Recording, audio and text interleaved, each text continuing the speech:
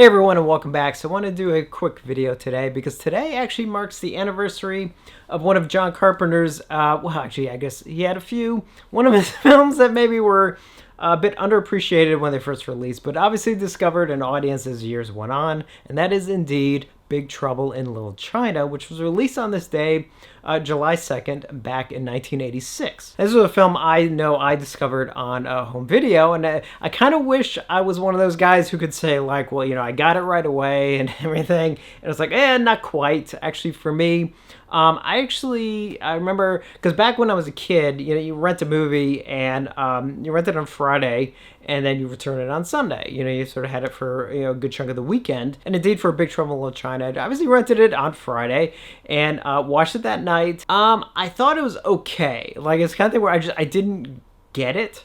But I knew I wanted to watch it again, so I actually rewatched it Saturday, the next day. And it was like a completely different experience. I think because by that point I already knew what to expect. So I sort of got it. And the thing is, Big Trouble in Little China is, not an easy film to get, especially if you consider when it came out. Because it's like it combines all these different elements. It sort of uses the concept of a sort of Hong Kong martial arts film mixed in with some supernatural elements. And then also mixed in with sort of like an American action hero, and all these different things kind of happening at once. And it was just like, I think at the time no one really knew what to expect, and even for me, because again, even for that initial viewing, because the thing is, it's too comedic to really be sort of like a serious action film, but there's too much like action in it for it to be just strictly a comedy. And then you have the supernatural elements kind of thrown in, and it's just like, it's this mix. Now, watching it now, of course, I find it's a perfect blend of all those things.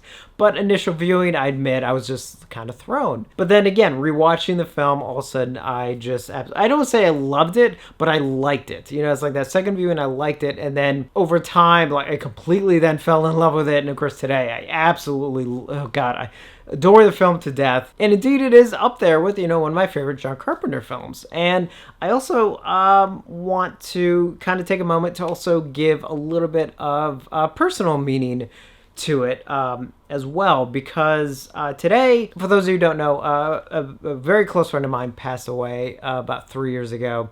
And today was kind of she didn't pass away on this day, but this was sort of the day where a lot of us found out. And this is the day where, like in my Facebook memories, is obviously where not only myself, but a lot of friends obviously, wrote about her and how much she meant to us and everything. Now, the reason why I'm bringing that up today is in relation to Big Trouble in Little China. Is she used to live in an apartment that was a block away from the Music Box Theater when I lived in Chicago.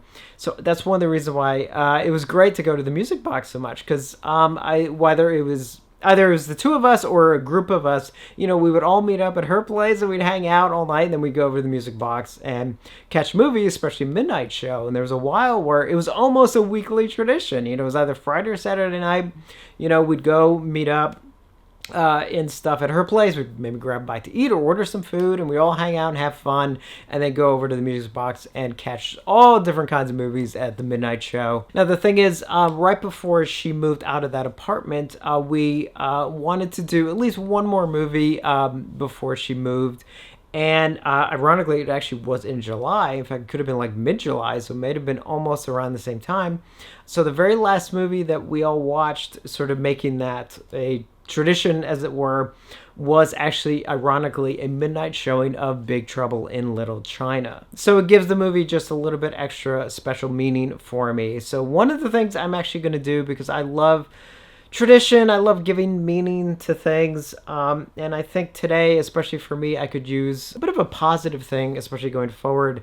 Obviously, every morning this year, I'm going to wake up and be a bit somber and everything, but I think what I'm going to do is actually every year on this day going forward, I'm going to watch Big Trouble in Little China, not only in honor of this fantastic film, but also in honor of my friend as well, and sort of remember the good times that we had. And while I may wake up that morning, feeling a bit down, I'm hoping then by the end of the day, I will actually be happy and remember all the good times that we had and enjoy all that while experiencing the immense fun that is indeed John Carpenter's Big Trouble in Little China. So if you have any memories for Big Trouble in Little China, definitely let me know, and whether or not you got the film the first time you watched it as well. You know, or if you were like me, where maybe you had to watch it again, you know, or maybe even a couple times. So happy anniversary, Big Trouble in Little China. And as always, thank you for watching, and I will see you on the next one.